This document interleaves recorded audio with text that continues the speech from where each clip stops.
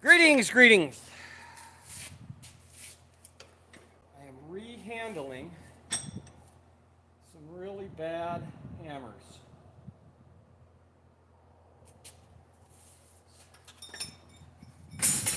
Why am I rehandling them? Because I'm rehandling them for videos later.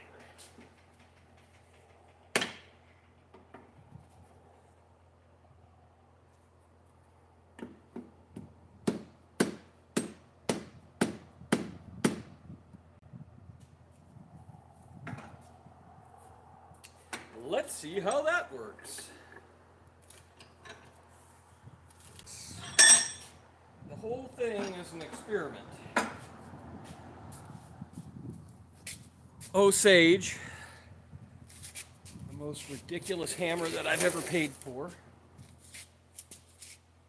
This ridiculous hammer.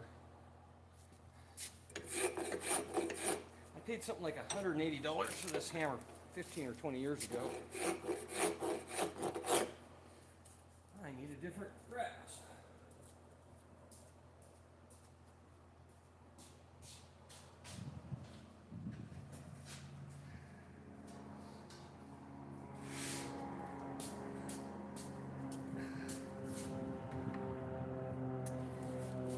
I paid like $200 for this hammer. Must have been 2010 or 11.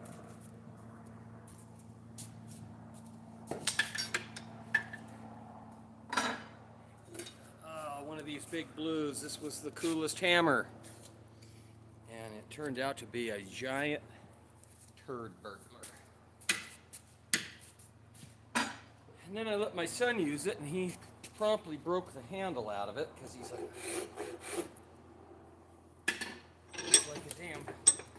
like a damn Viking.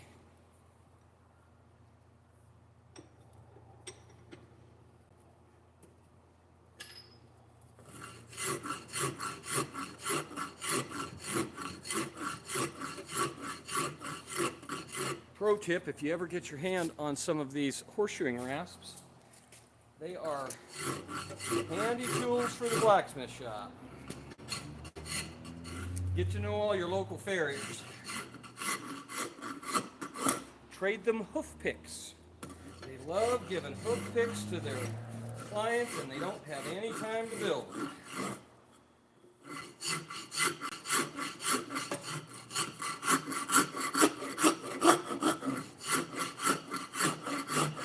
So we're going to try this piece of Osage, and it's very curly.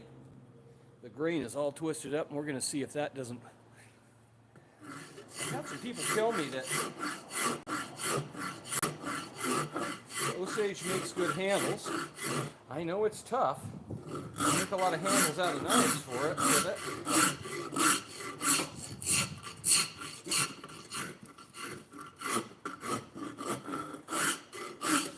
I've never done one for a hand. So you see how that's cutting? That is a dull, thrown away horseshoeing rasp. You get about, a frugal farrier will get about 20 or maybe 30 horses out of a rasp, and then they're too much work for them to use, and so they pitch them. But for doing hot rasping, they work really good.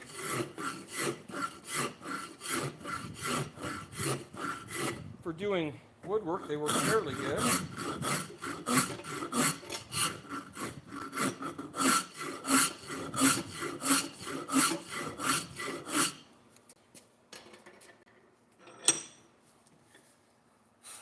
For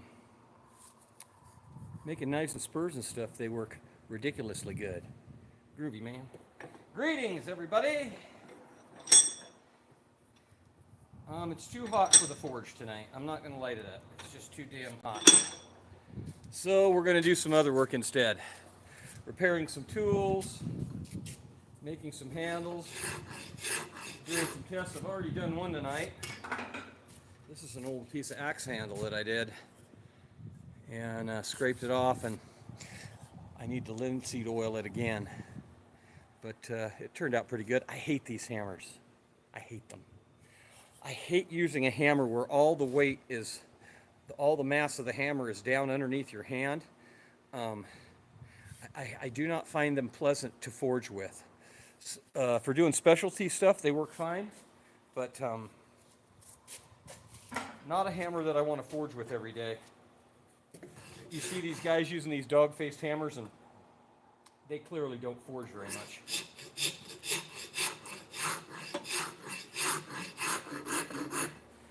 I might go get me a...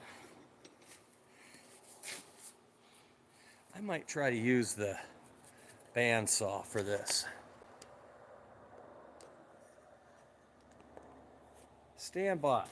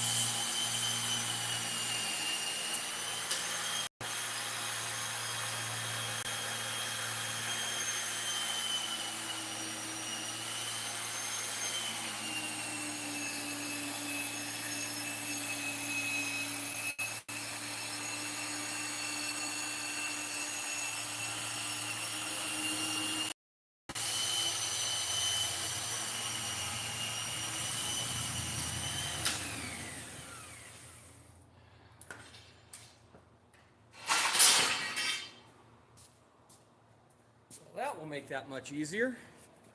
A good. Thanks, appreciate it. Appreciate it, appreciate it. I was getting pretty tired of doing the. And then Aiden, the intern, rolled into my life, and every day he's in here, he's asking questions. Because I kind of had gone through in 1,400 videos that I'd done. Hello, I'd kind of answered all the questions that were in my head about blacksmithing at some point, and a lot of them 2 or 3 times. But now that Aiden's in here, he's kind of generating a new bunch of content with questions that he has. And so I've been just, every time he comes in and he's working in here and he asks the questions, I just have him film it. So...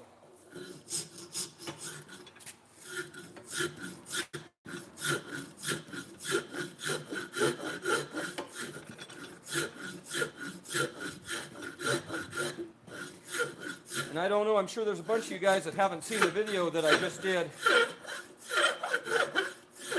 about square-handled hammers, but well, we're doing experiments. So these handles have gotten so expensive. To go down and buy a handle for one of these hammers now is almost $20, and I can get a sledgehammer handle for $20.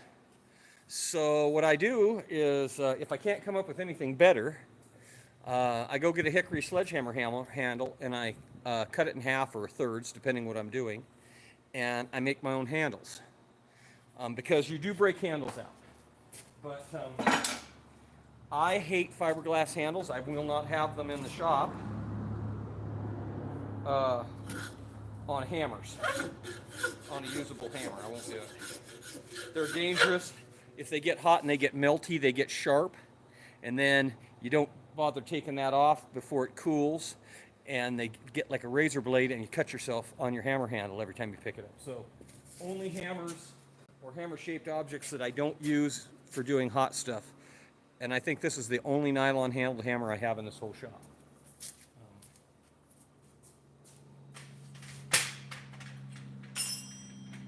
A lot of them aren't fancy. Like, we're going to try some of this Osage, though. Everybody says this Osage makes good handles, and I know you guys can't see the color of that, but it is a vibrant yellow, that Osage is. And so we're going to try it for some handles and see. This is a top fuller I made a while back, and I just got a handle put in. And this is one of those big blue, ridiculously expensive. I paid way too much money for this hammer, and it's just a piece of junk. It's just an absolute. They didn't get the temper right on it. I probably paid $180 for this hammer 20 years ago.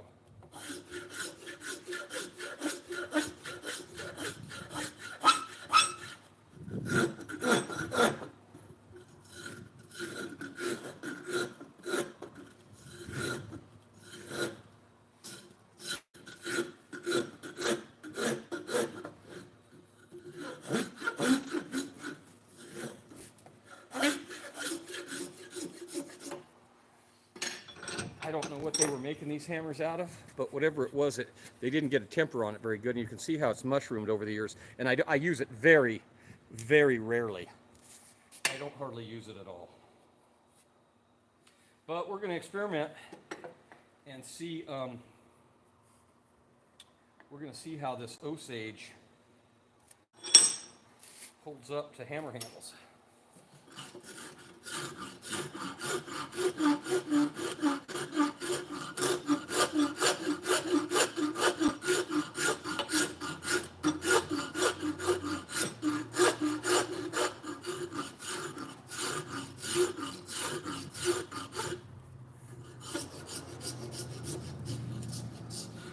It's just too dang hot to start the forge up.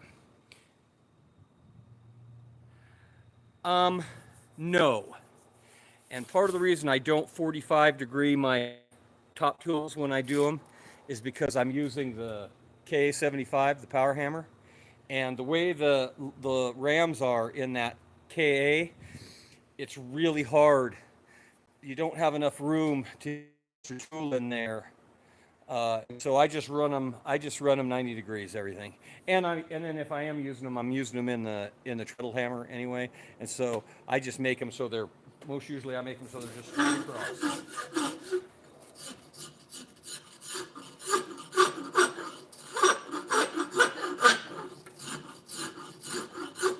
That's just the nature of the tools I have.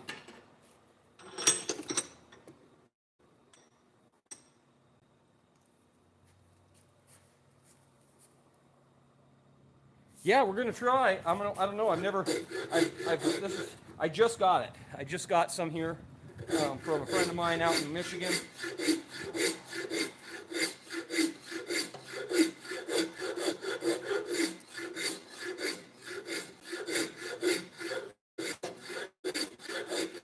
It certainly can't be any worse than the crap I've been getting from the hardware store. I can't get that stuff to.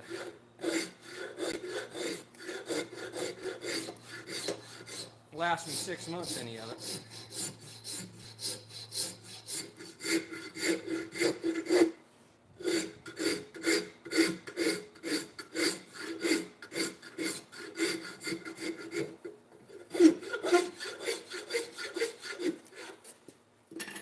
I think rasping is kind of a lost art, using a file, hand-drawn stuff. I think it's kind of a lost art. People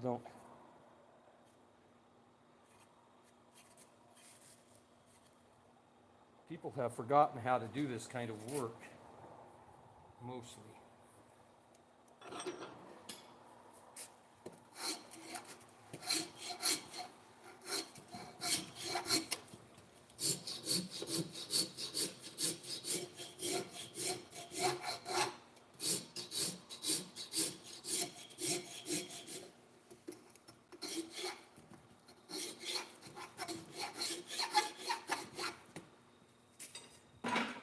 Yeah, I've ever seen one of these files. It's I think they use them for fiberglass bodywork.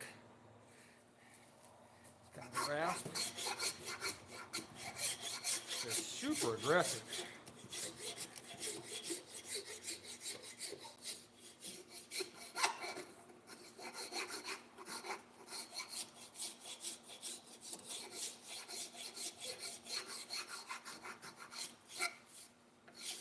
I am looking for another intern if somebody is interested. Of course, I am out here in the wilds of Wyoming, and so that's going to be challenging for everybody. You're going to have to want to live in Wyoming. but I am looking for another intern, and it is not a paid position, but Aiden has been here 2 months and he's already sold, he's already building stuff and selling. And he hasn't even started his online store yet, and he's already building stuff and selling, so.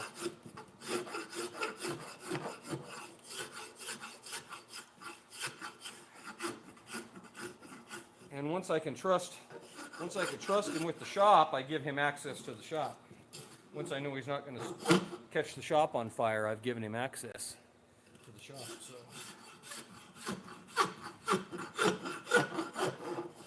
now, he came in knowing how to weld, and he probably welds damn near as good as I do. So he was pretty handy. Now, of course, he didn't know how to fabricate anything, and he couldn't read a tape measure. But we worked around that. But if I could get another person as trustworthy and competent as Aiden, I'd have another intern in here. I'd have a morning intern in here. Because really in the beginning, probably 4 hours is all that any of these guys could take.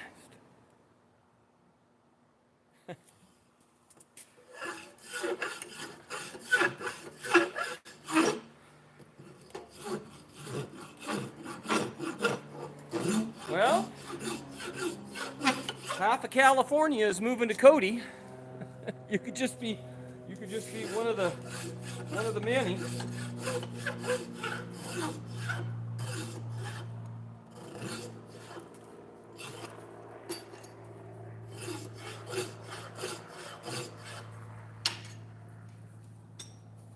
So I don't know. It's got some checks in it.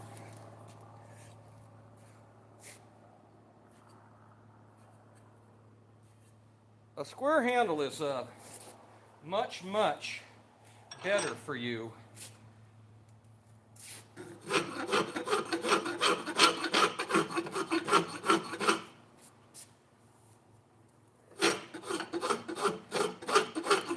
Ergonomically in your hand.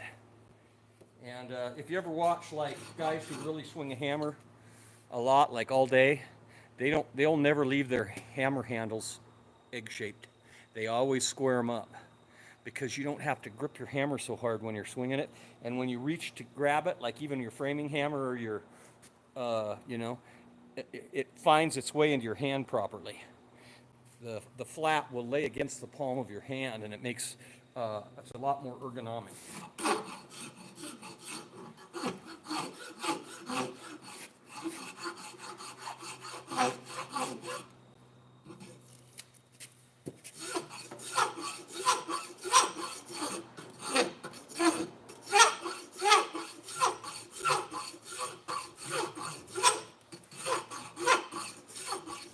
This is kind of called draw filing. I don't know, maybe you guys know that.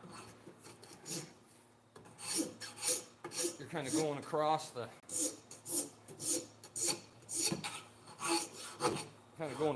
your work. So these files, they wear out in the middle a lot because when you're shoeing a horse, that's where they would dull up. But the ends tend to stay quite a bit sharper.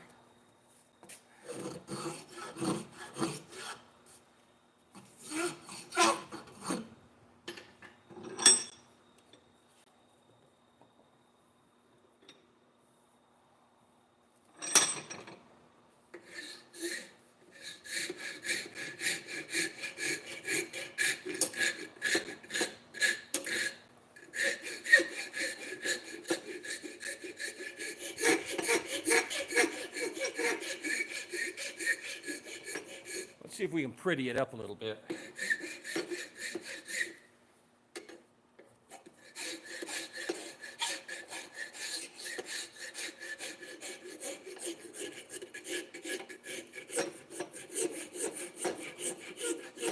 I don't suspect that this is a hammer that's going to get used a lot, even with a new handle in it.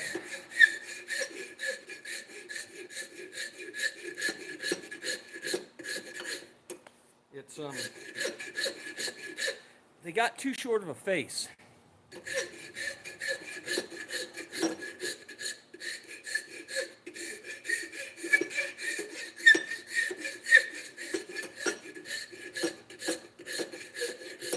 I use it a lot for forming. It's got a really nice round face on it, and I use it a lot for forming.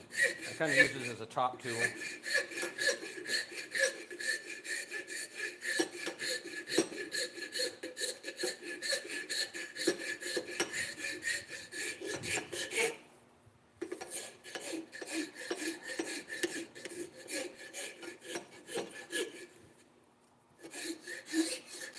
There we go. That's looking better already. That's looking more like a hammer. I got it just a little swept back to give me a little more room, because that damn head is so close to your knuckles there, you don't have much room. So I kind of upset the handle a little bit.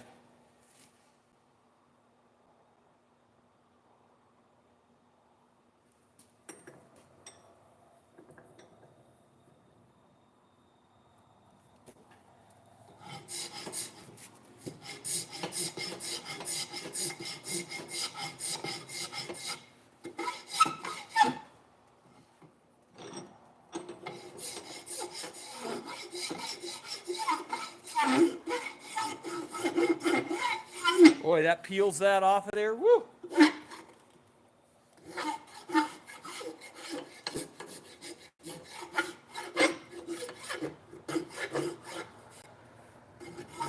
Oh.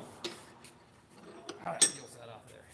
So yeah, you can see how I kind of stepped up the handle a little bit to give me a little more room down here when you're swinging it. Maybe I'll like it better. It's a little heavier than I like to swing all the time, but you can see that it's mushroomed out quite a bit, and I really haven't used it that much. When I got it, it had a handle that was like that long on it, and it was ridiculous to swing.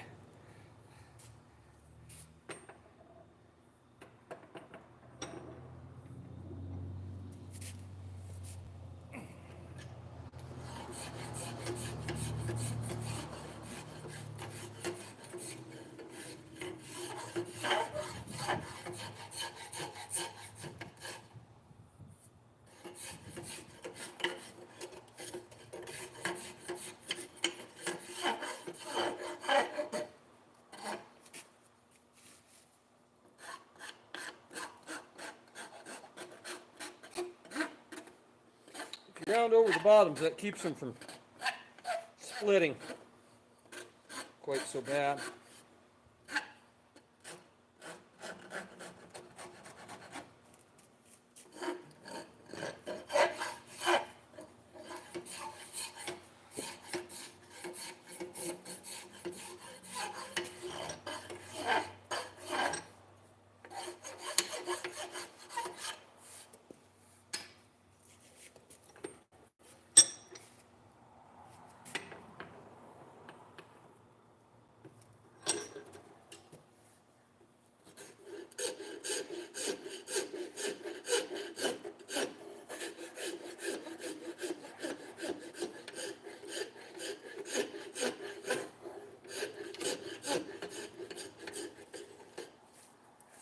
Anybody got more questions?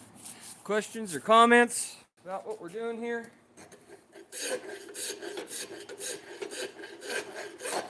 I would hope that everybody that's watching is subscribed, but that's not always the case.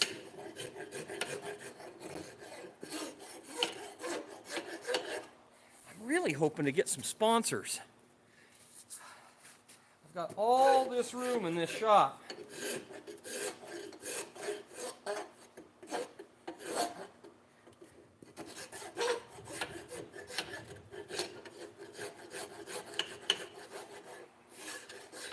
Really disappointed in the guys at Coal Iron Works. I know they've given out a couple of those KA75 power hammers this year. They've given a couple of them out, and I know that there's nobody on the internet who has had more videos or more viewed videos than me of KA75 hammers and all the stuff I do with my KA. And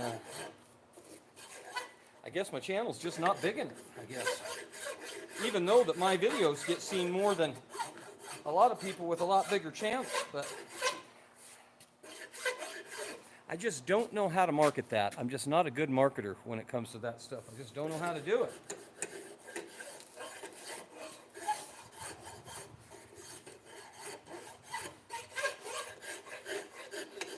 And I really don't have time. Unlike a lot of these guys, I am not retired. This is not my hobby. I'm doing it as a living. And so I don't have a ton of time to be messing around editing videos and stuff. And it's not like I enjoy it. I'd much rather be out shooting. I initially started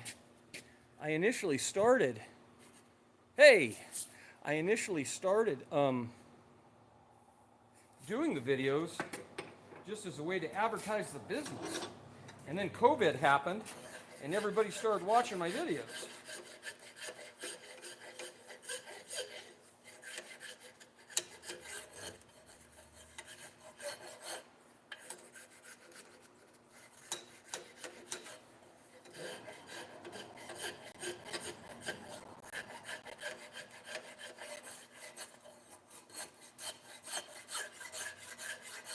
Don't ever use a file without a handle.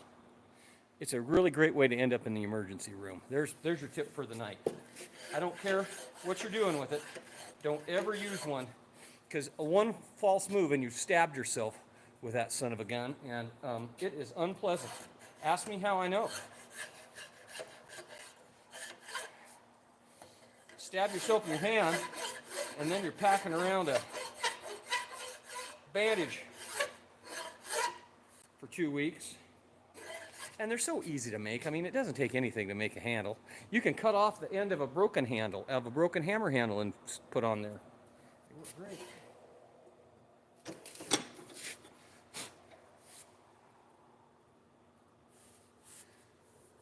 Do I have any sandpaper around? I don't know. Let's go find out if I have any sandpaper.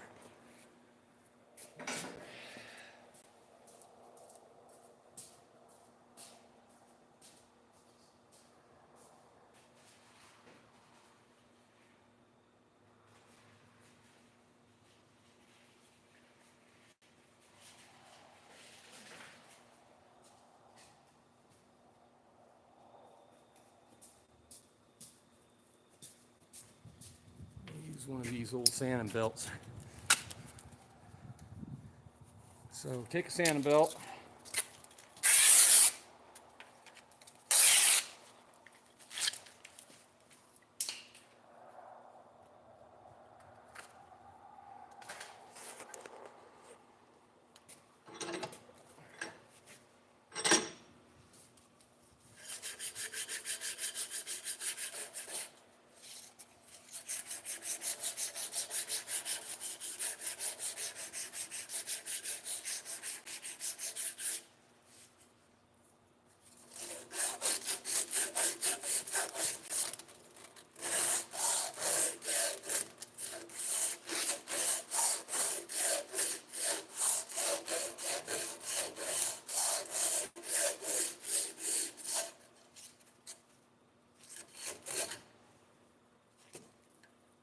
come on, sucker.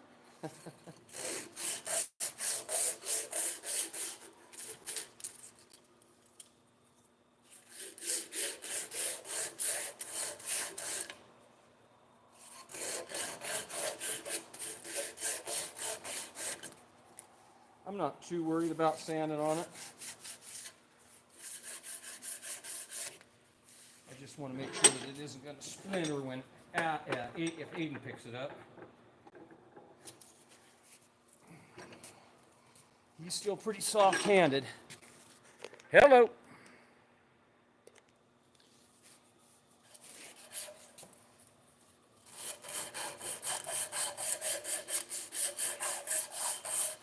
He's been going home with a blister about once a week.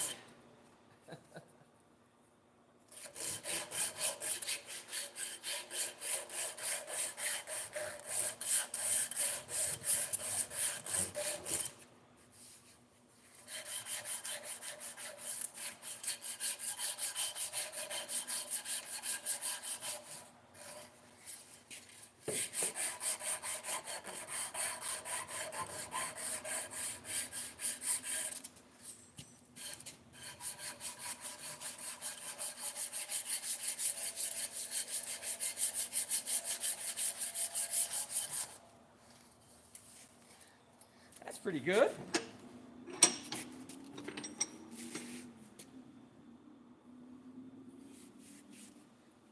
Like I said, I bent it a little bit so I could get my knuckles away from that damn face of that hammer. It's terrible how short-faced that hammer is. I didn't realize, I don't know what style of hammer that is or handle that is. I don't know who uses a hammer that's shaped like that, but I'll never get another one again. So oh, look at that. Oh my goodness. It's too pretty to use.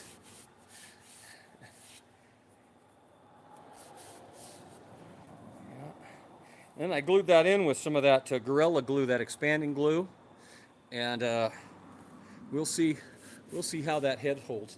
It is so damn dry here, it is impossible to keep the heads on your hammers tight. I mean, it's just impossible. And so, especially in the winter, it's bad. So I've got a 10-gallon bucket over here that's got about 8 inches of antifreeze in it, and that's what I use to keep my hammer heads tight.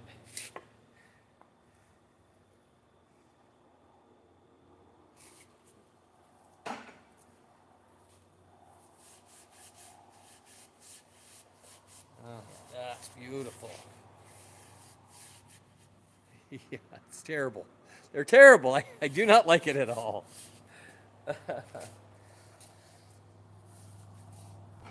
So, of course, the old lumberjack always told me that I used to work with. He said, oil them once a week, once a day for a week for a month, and once a month for a year, and then you'll never have to oil.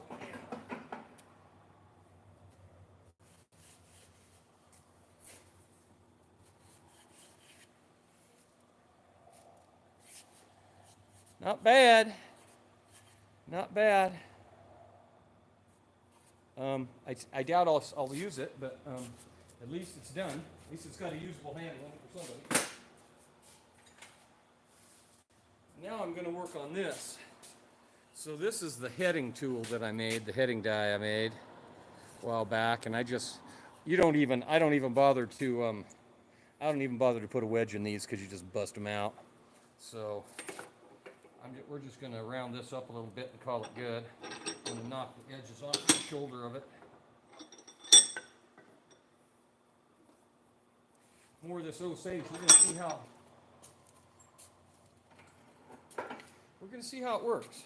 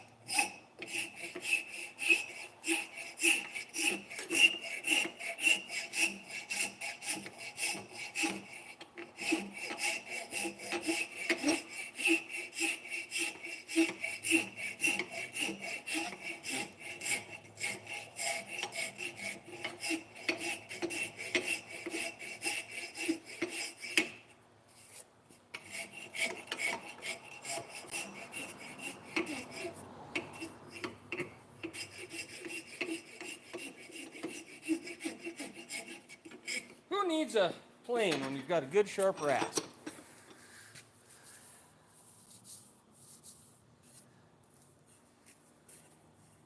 So not really a hammer. Top puller. Top puller. It's lighter than hickory, this Osage is. It doesn't weigh nearly as much as a hickory handle does.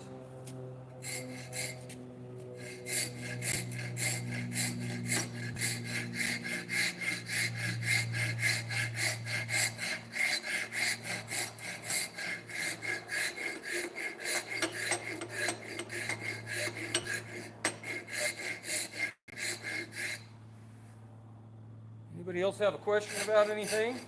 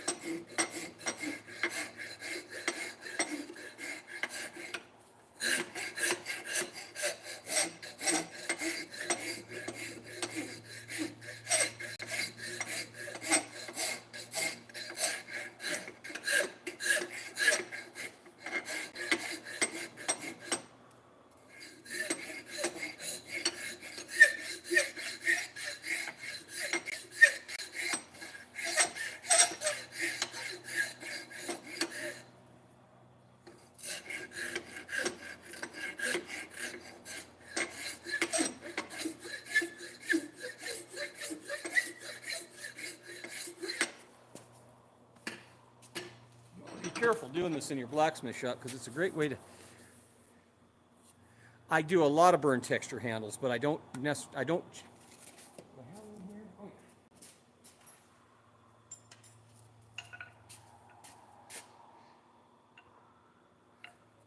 That's my favorite one.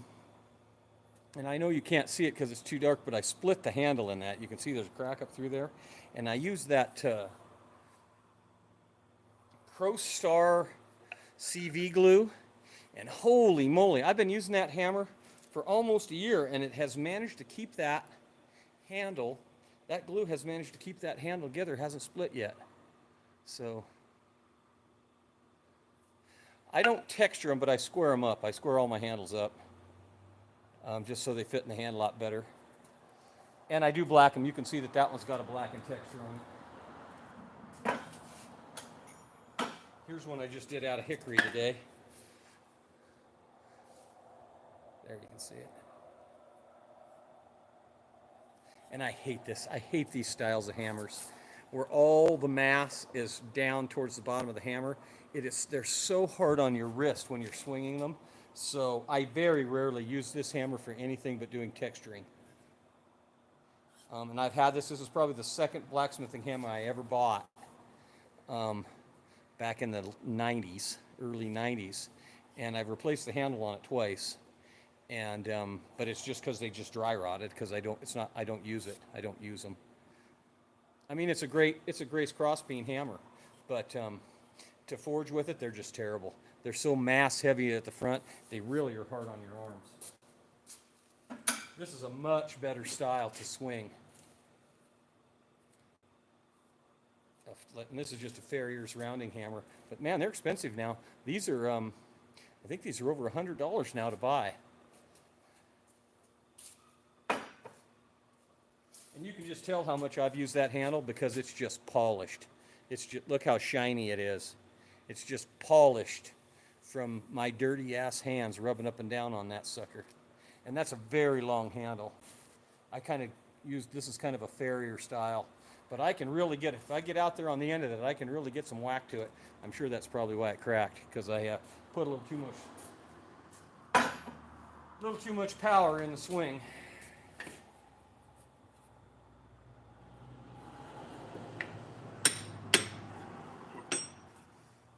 Turned out all right. Let's get rid of some of this other on here.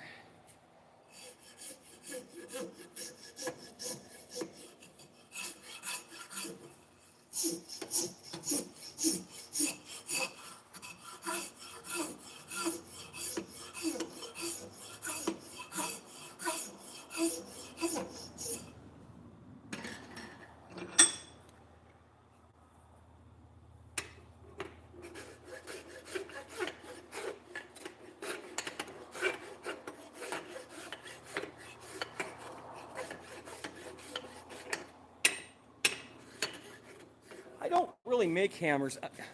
I have made hammers in the past, but they're just so cheap to buy. I don't know why you.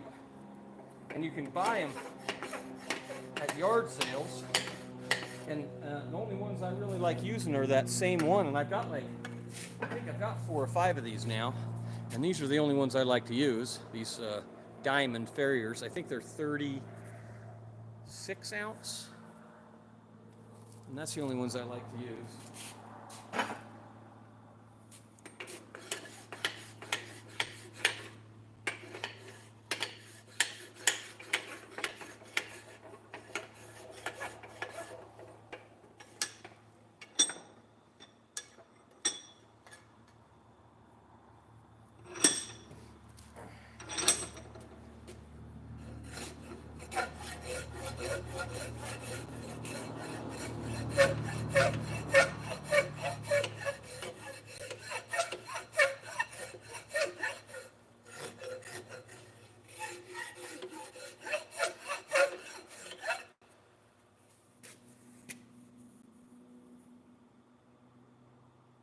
Yeah, I refuse to use a fiberglass or a metal handle in a hammer, especially in the blacksmith shop. A fiberglass handle, if you melt it, they get sharp.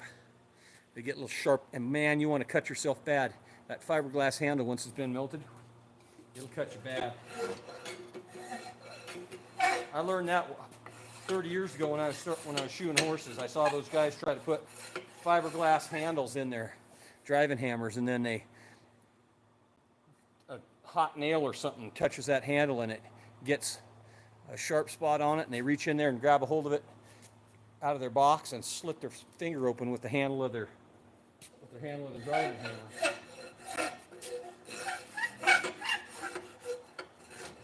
I have exactly one fiberglass handle in this shop, and it's on a mallet.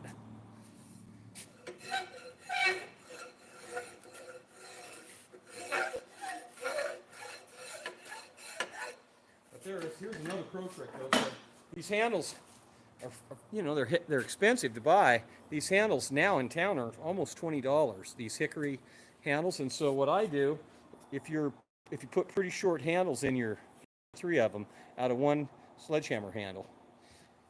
But I'm going to try this. Osage.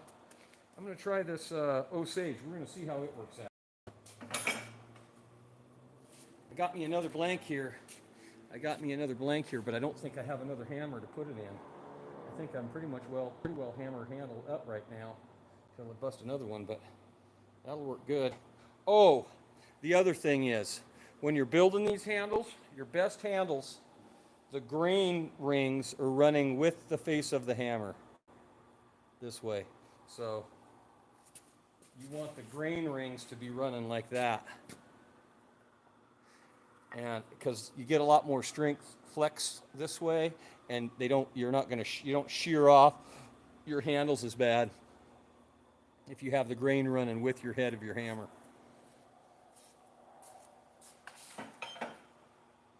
At least that's what I've been told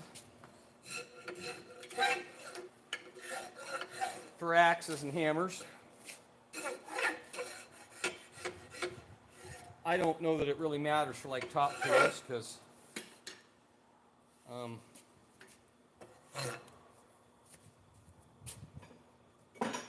you're really not putting much stress on that handle if you're doing it right.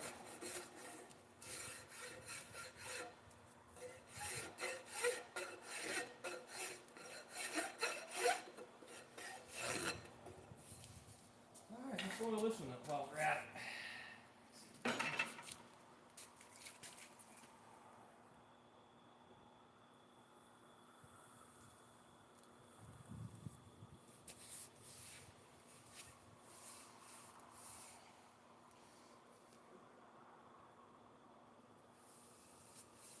Boy, I admit, that Osage is beautiful. It is gorgeous. The grain in that is just...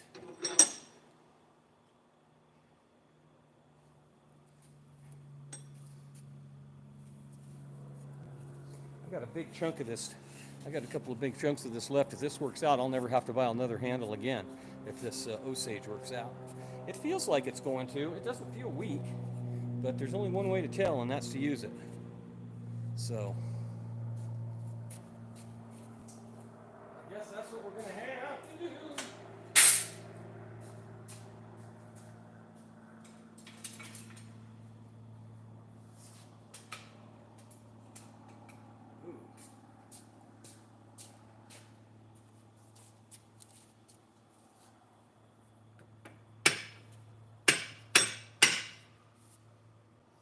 I don't know that it's going to come off, but the wedge in this one's pretty gone.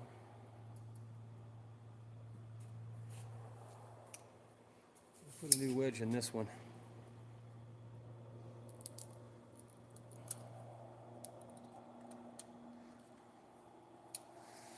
Put a new wedge in it.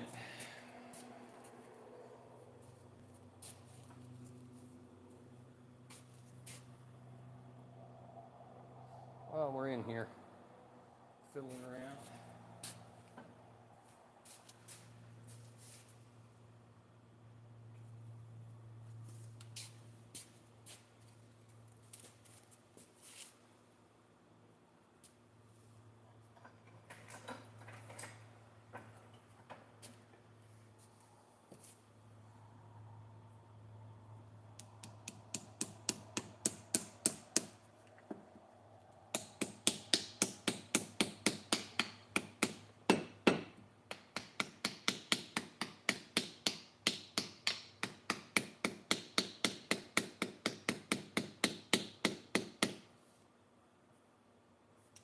See, like I would call that an engineering hammer. That's not really a blacksmith hammer. But there's a ton of guys that use them for that, and I'd much rather have Aiden. If he's going to beat something up, I'd much rather have him beat something up that it's easy to replace than one of my ones that I will never be able to replace again.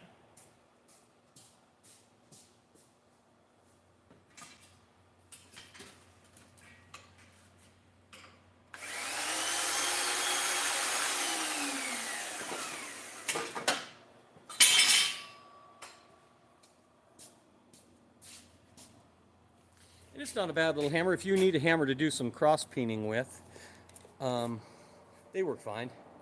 That'll work just fine.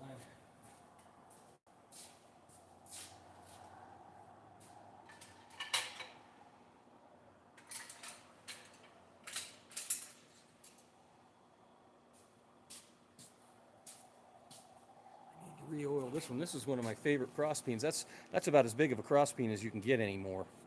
I think that's like a 42 ounce.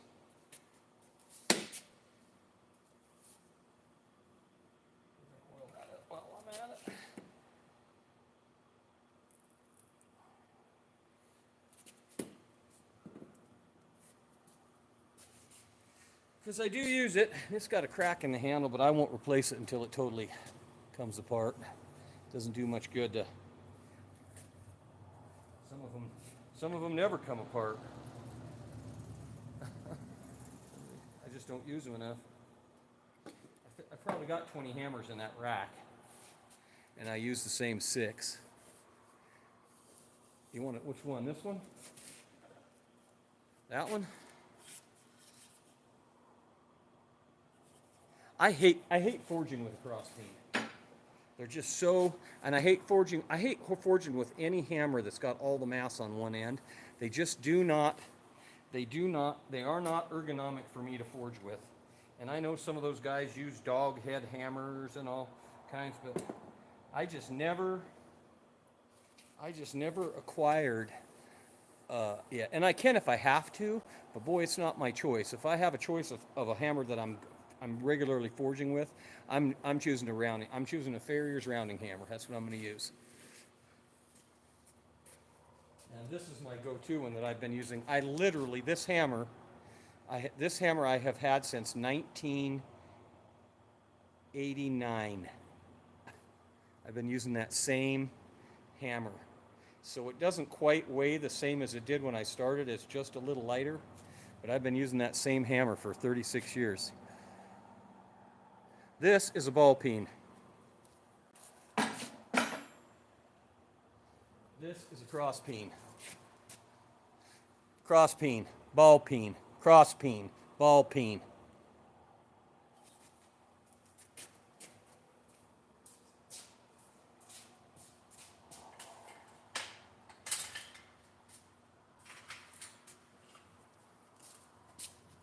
Straight peen, straight peen, straight peen, cross peen, straight peen.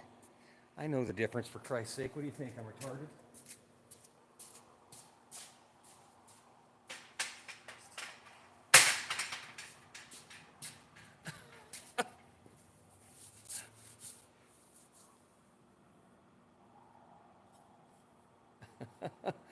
I hate forging with these.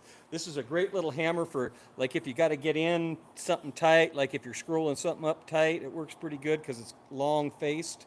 But man, they're just terrible to forge with, and they aren't really flat. They're fairly domed. When I want a flat hammer, I want it fairly flat. This is, and of course I got the round side of this turning hammer is really round, but the flat side, I keep them pretty damn flat. And of course, it helps to have all of your anvils the right height, too. That makes using a hammer like this, it's just more balanced when you're swinging it. The mass is, all of the mass is over your hand, and so they're a little easier to swing accurately, I find. Yeah, I hate a cross peen. I hate a cross peen. But of course, I probably do a lot more forging than most of you guys. You know, I'm probably the only guys regularly who are doing as much forging as me is farriers that are making their own shoes and stuff. Because I will typically be forging for 3 hours a day in here. So with a hammer, because a lot of the stuff I'm doing, it just won't. You can't do it in the power hammer. So,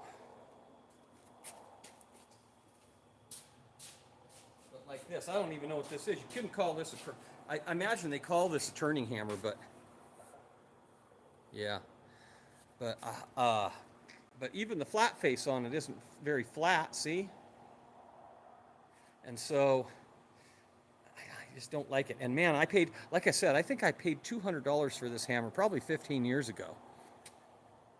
I know. They call them a blue or a big blue. They were the big thing. Amy Pye used to have, well, I'm sure she still does, has a shop down in Scottsdale and Mesa Verde,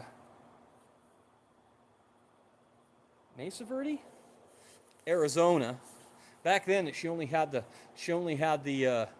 store in Mesa Verde, I think, and she talked me into this hammer, and I don't like it. My son, the Viking that he is, busted the original handle out of it, and he tried to put a handle in it, and it didn't turn out very good. And so, but this is a piece of Osage. We're going to see how this Osage holds up. It's really figurey. And I don't like how short the damn face is, so when I cut the handle out, I cut the handle kind of out of square and shoved the handle back that way to give my hand more room underneath. But I probably won't use it. But I think I paid $180 for that hammer back then. Ridiculous. I got fooled.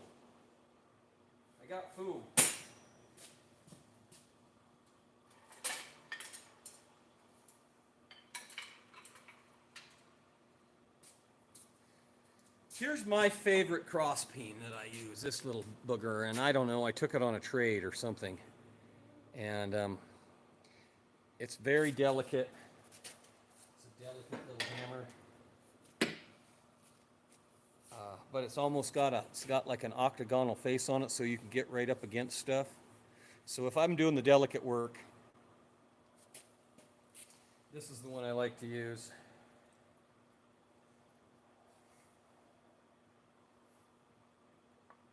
And somebody was on here a minute ago asking about fire hardening your handles, and I did fire handle this one.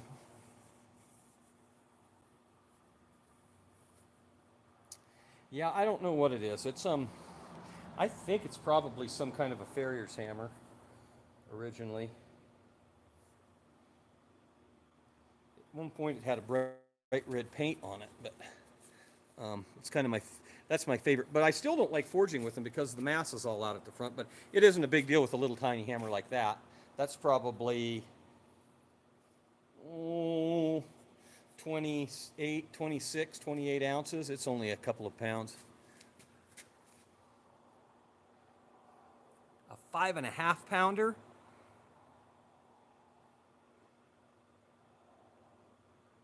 I've got a 5.5 pounder, about a 5.5 pounder that I use.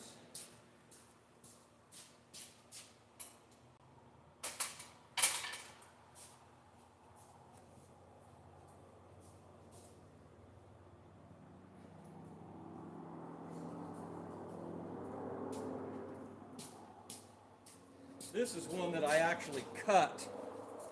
I cut this hammer down from probably an 8 or a 10. The face of it was really marred off, and I cut it back and hardened it up. But you can see I must not have done a real great job of hardening that because it's starting to mushroom a little bit. But if this handle ever breaks out of it, I'll re-harden the head of it. But that's the biggest one that I swing regularly. And this was a forged hammer at one time. You can see it's got the scallops in it here where it was forged. I don't swing it a ton. If I have to move a bunch of material quick, I will, but I don't forge with it much. Again, it's so front heavy, as a 5 pound. And I've never weighed it, but I'll guarantee you it's 5.5 or 6 pounds. So it's a lot of hammer to swing. And I'm 53 years old, and I don't have nothing to prove to anybody. If I got to move a lot of material, that's why I got 2 power hammers in here.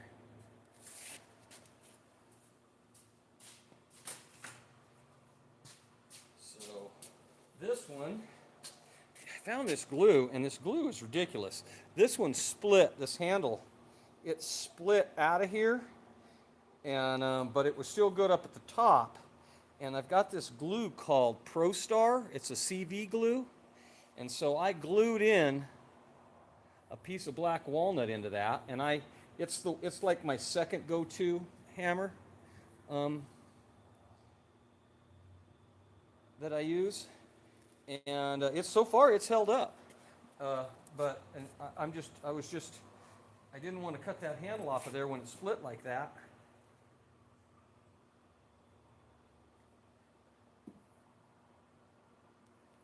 So I tried to salvage it. I don't like a Farrier hammer that small. These ones I'm using, they call them a turning hammer or a rounding hammer. They call them a turning hammer. Farriers call them a turning hammer. Most blacksmiths will call them a rounding hammer because they got a round face on them and a flat face. But this is the one I use, and I want to say they're 32 or 36 ounces. This is the ones I like to use. I've got like 4 of these. That's how much I like them. Well, there's the second one right there.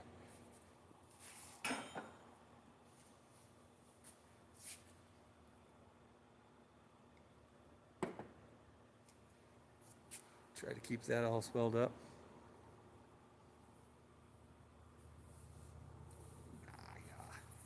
Stake turners, yeah, I do all my stake turners by hand too. I got a pretty good process though now, and I just use 1/4 inch round stock, so it's not big heavy forging. I can do 20 of them an hour, and I just use this little hammer if I have to do those. I've actually got Aiden now. He's at a place where I can trust him to do them.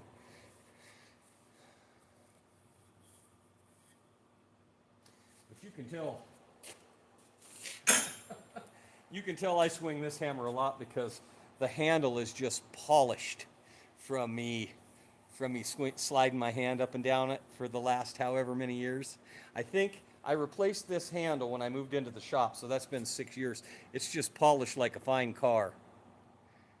You can see how polished it is.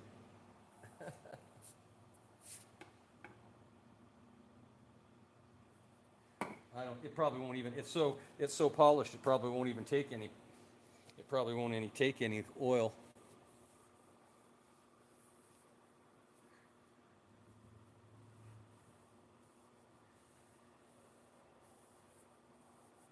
Well, good on you for using a crossbeam. I've never been able to do it. I just have never, and maybe it's just because I started with one of these, but it just never feels, one of those crossbeams never feels good in my hand. And I can never seem to get comfortable with it. These are the only ones I like. Oh, so you were using a tinsmithing hammer. I've got one around here someplace. Tinning hammer with a big long crossbeam on it. I got one in here somewhere. But this is my baby. This is the one that they won't put me in the ground in a box, but if they were going to put me in the ground in a box, this is the one that is going to go right there. Because I've been using this one for a long time.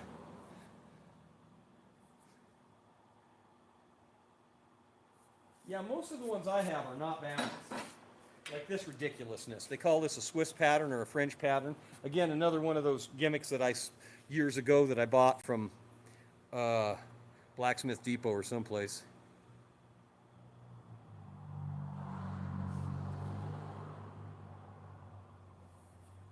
Yeah, I just can't get used to it with all the mass. And this one's not very heavy.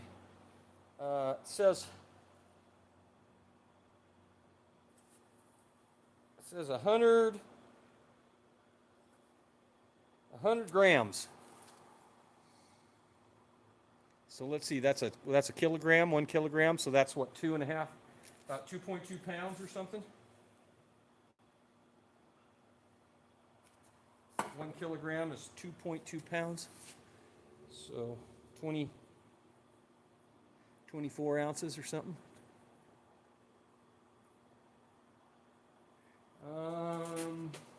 Let's see.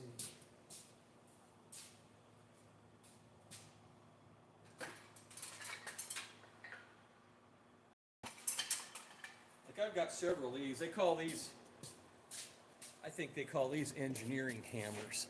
So that one's a fairly short, stubby face. This one, my son put this handle in, and I don't know what he was trying to do. Look how short it is, but I rarely use it. It's got a little shorter stubbier. This is really probably an engineering hammer, and that's a 3-pound hammer there. So I don't know. Did he put it on up? Did he put the head on upside down? I don't know. I can't tell. Maybe. I guess not. I guess not, because the numbers are underneath, so he must not have put it upside down. Like these ones? Oh no, not that one. Like this one. I don't know how old this one is. I think this was one my father gave me years ago.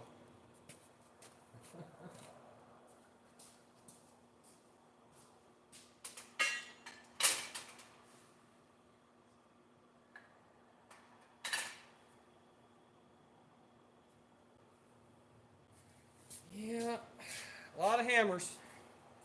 If you had to buy them new, I'd have thousands of dollars in hammers in here. That's for damn sure.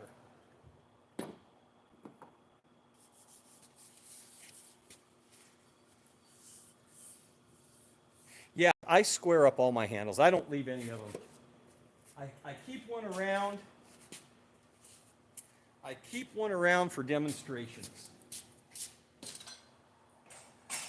Here's a brand new 32-ounce Vaughn, and it's with the egg-shaped handle, and I keep one around for demonstration purposes, so everybody can see the difference.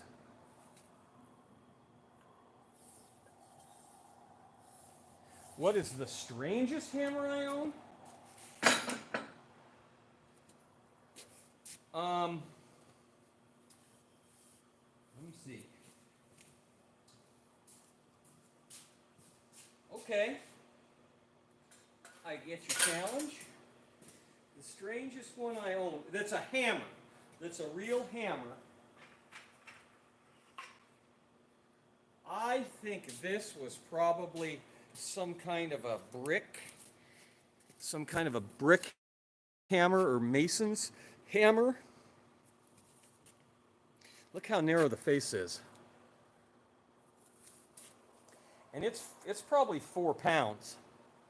This hammer's probably 4 pounds. And somewhere on it, I thought it had a maker's name on it somewhere. But it got some pretty hard use at one time. Right? So I think this is probably pre-turn of the century. This is probably 1880s or 1890s, this hammer. But it must be for masonry work. But I like it sometimes, like when I'm doing shoulders on stuff. Because of the narrow face, you can get right in there pretty close. But it's had some pretty hard wear. The cross peen on the back of it's pretty dug up. There you can see it. So that's the strangest one I have. As far as hammers go,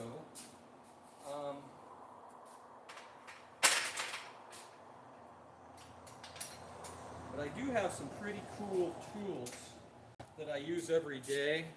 So this is what they call an alligator wrench.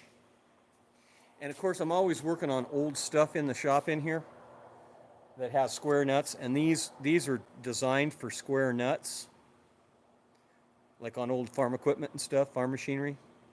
And but it also has a thread chaser in it.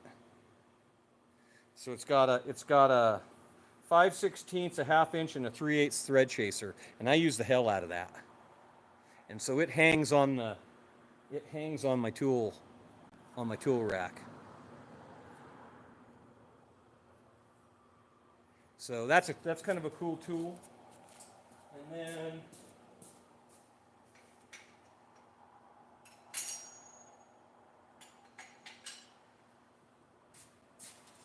I bought this years ago for the same reason. I needed something. I was taking a lot of old equipment apart. Well, I'll show you. Jesus, you guys, you act like you don't believe me, like I'm fucking lying or something.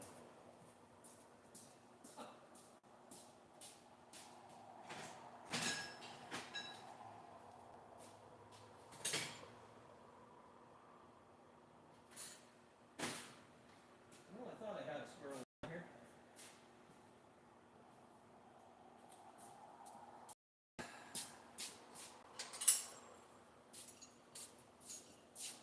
It's not quite, this is not quite big unless this nut is too big.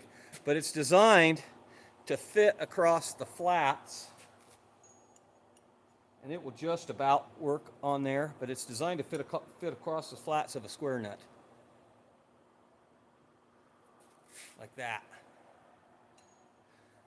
But that's what they call it, an alligator wrench. This one's from, I don't know, 1910 or 1915, something like that. Patent on that one.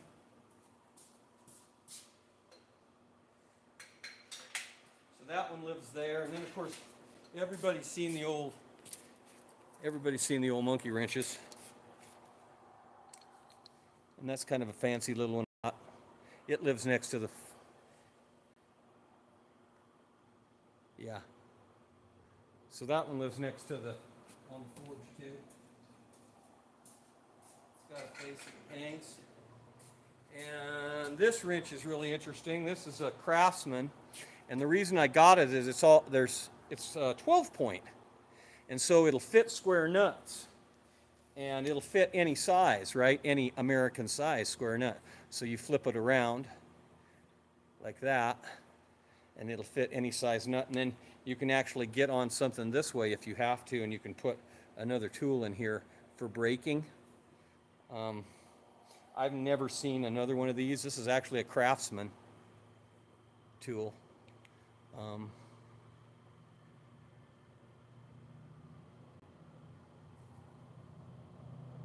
So this is a Craftsman patent number 32761, a D-AB. And I've had that for 30 years. I've packed that around, and it does get used in here occasionally. When you need it.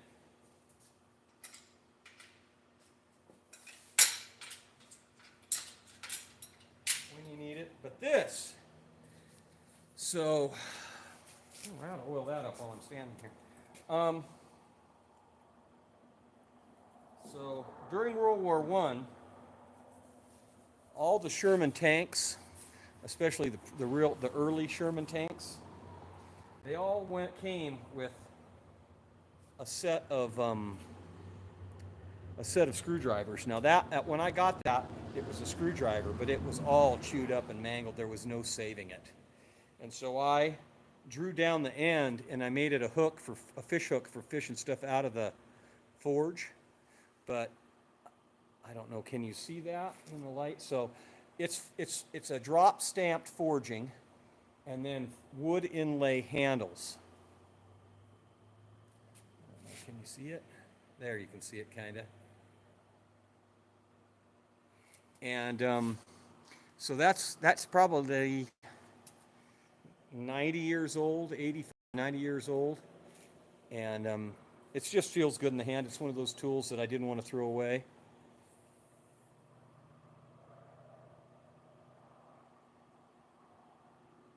Yeah. Yeah, well, I've been doing this this is 36 years I've been doing this and collecting tools, so.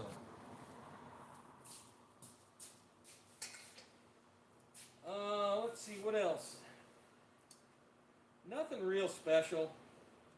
I got a lot of shit that I've made. A lot of tools I've made.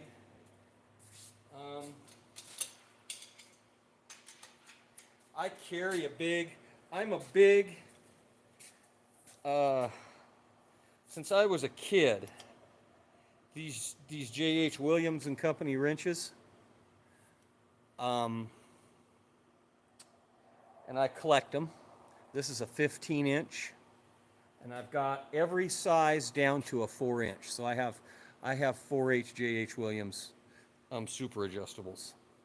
So I have 15, 12, 10, 8, 6, and 4 of these.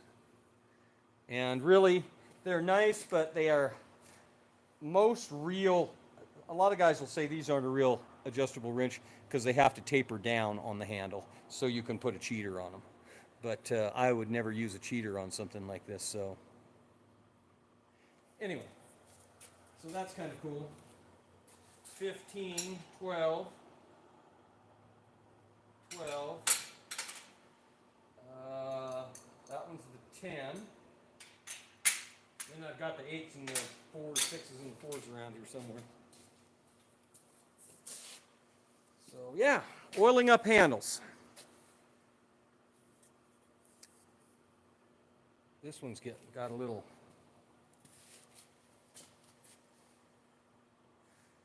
rough.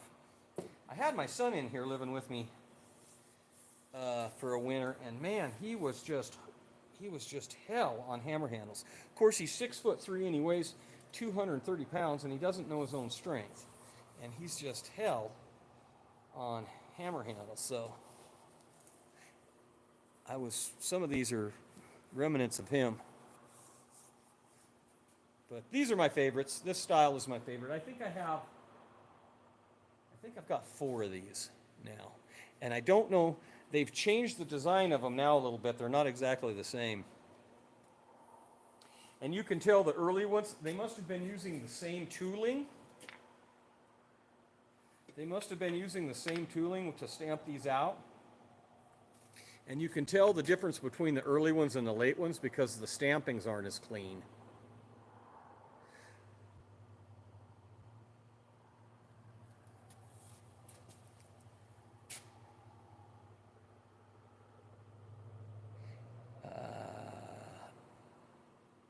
How many overstrikes? Any casualties?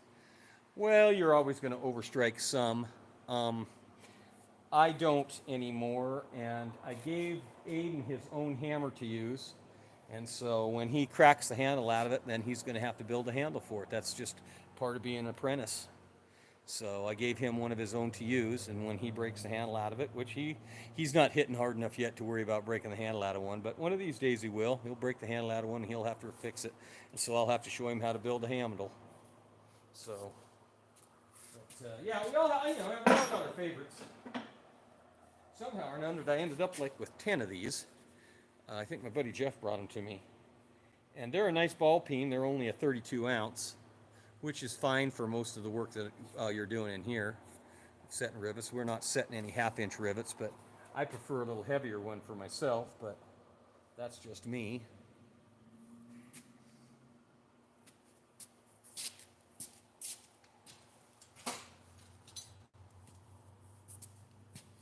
So anyway, gosh dang, we've been on here for an hour and 17 minutes. I hadn't realized it. I hope you guys are subscribing. I hope you're watching my content. I hope you guys know that I do long content videos. It seems like nobody sees the long content videos, and everybody comes into the short videos and goes, what's happening? I got 30 seconds. And I always link the long form videos in them, but my long form videos don't ever get any views. So anyway, lots of hammers. Tons of hammers. 500 pounds of hammers.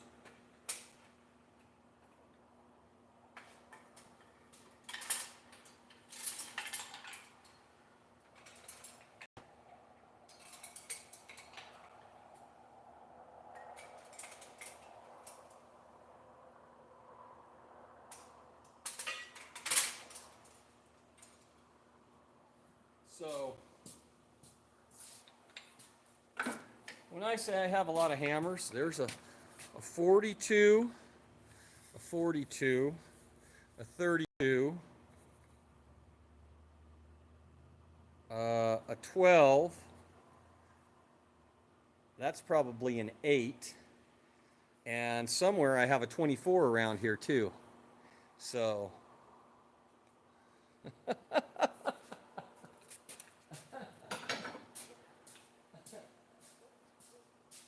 the 24? It's in here somewhere.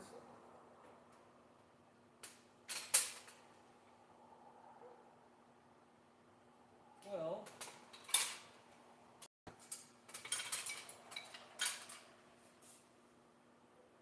maybe that's a 24.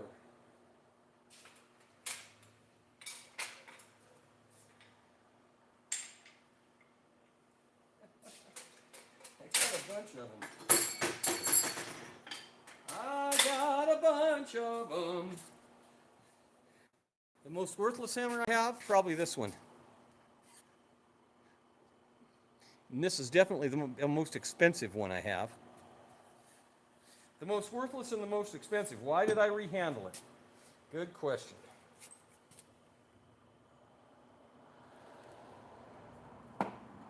That's a very good question.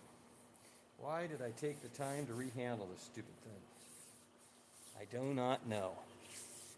Because you got an expensive hammer. It drives me crazy to have a hammer around that doesn't have a handle on it, I guess. All right, anybody else got questions? Want to ask any questions or got anything to add?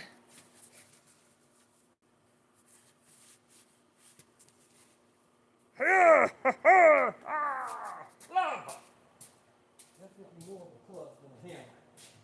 That's a piece of crap.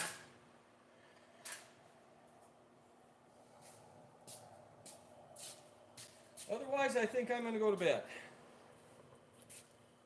I've had enough tonight. I appreciate everybody coming in. Thanks for sticking around. Please subscribe and watch and like and comment and engage. I try to stay on top of it. But as the channel gets bigger, it gets harder and harder. If anybody's looking for somebody to sponsor something, let me know. I really only want to sponsor American stuff, if I can. I'd really like to keep it kind of American if I can. Or at least North American. I was really hoping to get a sponsor from Coal Iron Works, but it doesn't look like that's going to happen anytime soon. Anyway, get hot and hit it. Always wear your safety squints. Don't forget to wear your safety squints, even if they're dirty. Wear them. And we'll catch you tomorrow. I'm sure I'll be doing some videos. Thanks, everybody. Have a good evening.